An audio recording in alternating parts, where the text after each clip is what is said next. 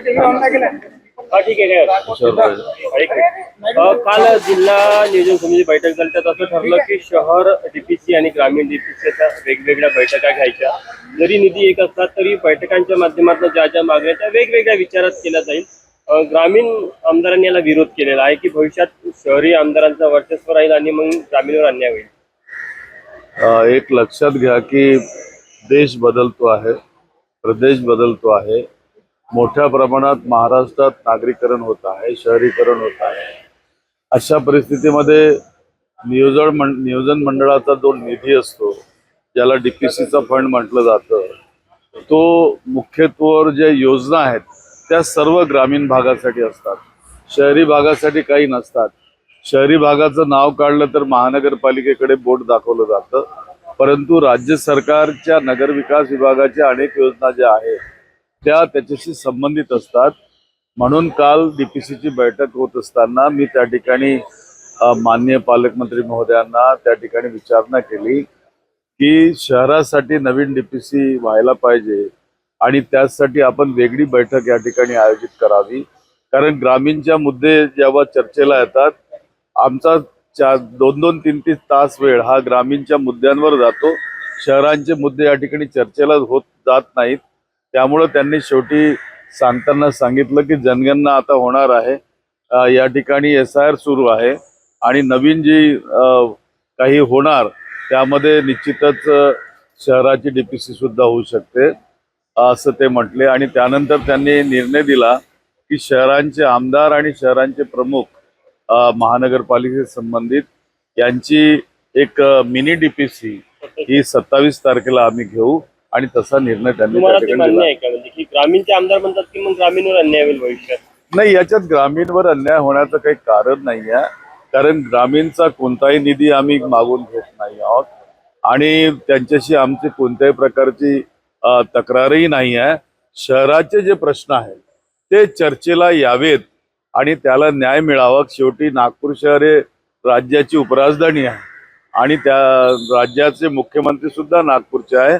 त्यामुळे नागपूरचं वैभव टिकवण्यासाठी नागपूरच्या जनतेचं पर कॅपिटा इन्कम वाढावं, नागपूरचा GDP वाढावा या दृष्टिकोनातनं आणि या ठिकाणी शांतता आणि सुव्यवस्था व्यवस्थित राहिली जावी यासाठी असल्या प्रकारचा प्रयोग आणि डीपीसी होणं अत्यंत आवश्यक आहे अशी मांडणी त्या ठिकाणी केली.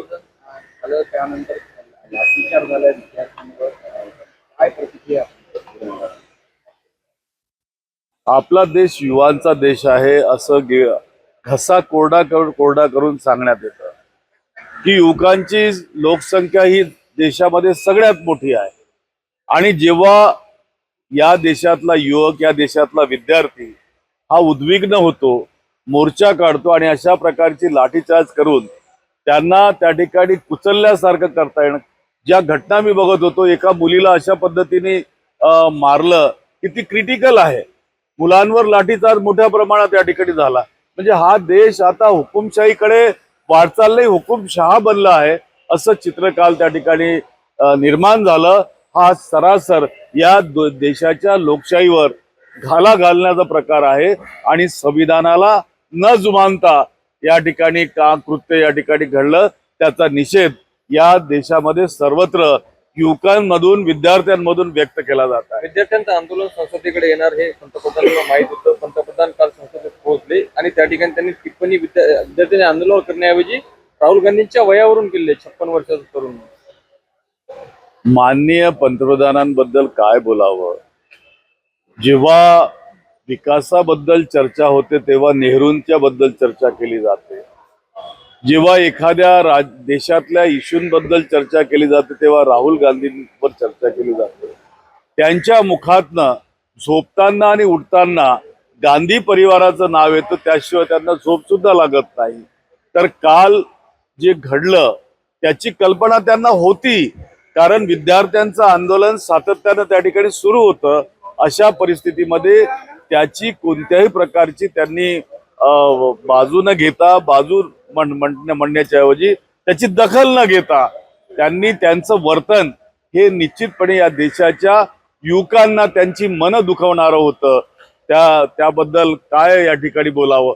तुम्हाला कल्पना असेल की मणिपूरमध्ये स्त्रियांवर इतका अमानुष अत्याचार झाल्यानंतर जो माणूस त्या ठिकाणी पाय सुद्धा ठेवत नाही, जेव्हा या देशातला शेतकरी आंदोलन करतो त्यांच्या आंदोलनाला कुचललं जातं, न्याय दिला जात नाही, तर ते विद्यार्थ्यांबद्दल काय करणार? शेवटी संघर्ष आहे, हा संघर्ष सडकेवरच होणार आणि त्या संघर्षाला आमचं संपूर्णपणे पाठिंबा आहे.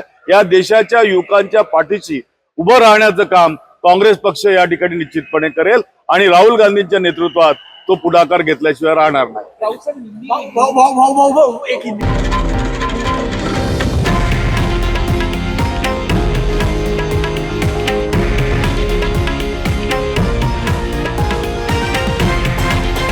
हे आहे देशातील नंबर 1 न्यूज नेटवर्क आणि आपण पाहत आहात TV9 मराठी, एकमेव.